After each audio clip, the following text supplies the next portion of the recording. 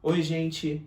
Bem, nessa semana a gente vai fazer uma revisão de tudo que a gente estudou até agora, tá?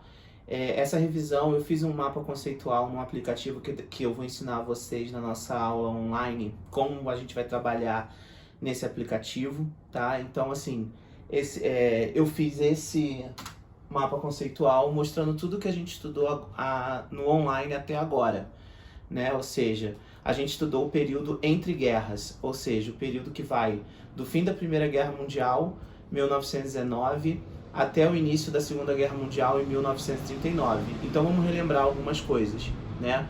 Nesse período nós tivemos três grandes acontecimentos históricos, tá? Nós tivemos a Revolução Russa, tá? Que está aqui nessa parte do slide, que foi aquela revolução dividida em duas partes, a de fevereiro de 1917, que foi uma revolução feita por um partido mais burguês, chamado de Partido Menchevique, e que introduziu um governo provisório, uma monarquia parlamentar parlamentar na Rússia.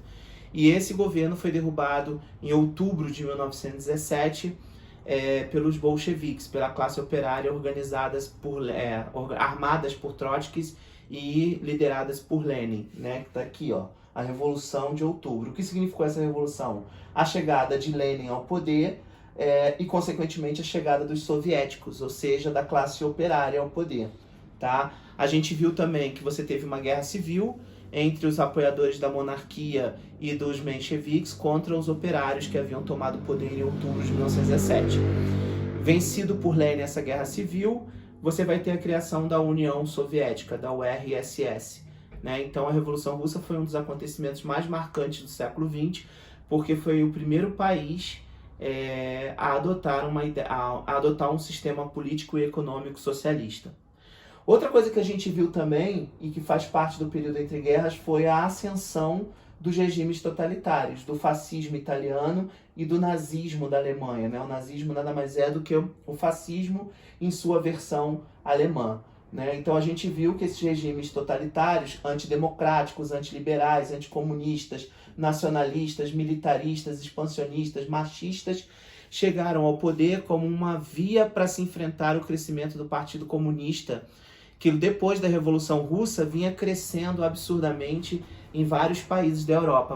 A maioria da classe operária estava votando em Partido Comunista para poder sair da crise, né? Lembrando que esse período entre guerras é um período de uma enorme crise econômica em todos os países do mundo, menos nos Estados Unidos, né? Que vivia uma década de 20 de euforia, como está aqui, de alegria, né? Bem, esses regimes totalitários, então, vão ser a opção da classe média e da elite para enfrentar o comunismo, né? Que a classe trabalhadora estava votando no comunismo, e através do voto, tanto Benito Mussolini na Itália quanto Hitler na Alemanha conseguiram chegar ao poder. E daí eles foram destruindo toda a democracia, todos os princípios liberais, e implantaram ditaduras nos seus respectivos países. Ditaduras essas que foram militaristas e expansionistas. E foi exatamente uma das expansões, foi a expansão territorial nazista que acabou gerando a Segunda Guerra Mundial, quando Hitler invadiu a Polônia em 1º de setembro de 1939. Outro fato importante do período entre guerras foi a crise de 1929, tá? Que abalou a economia capitalista, que destruiu os Estados Unidos. A gente costuma dizer que os americanos começaram a década de 20 eufóricos, o único país que saiu bem saudável economicamente falando da Primeira Guerra Mundial. Também lutou pouco na Primeira Guerra, foi apenas 1 ano e pouco, perdeu pouca gente. Então surgiu na década de 20 o American Way of Life, o modo de vida americano, que era time is money, tempo é dinheiro, e o consumismo, né?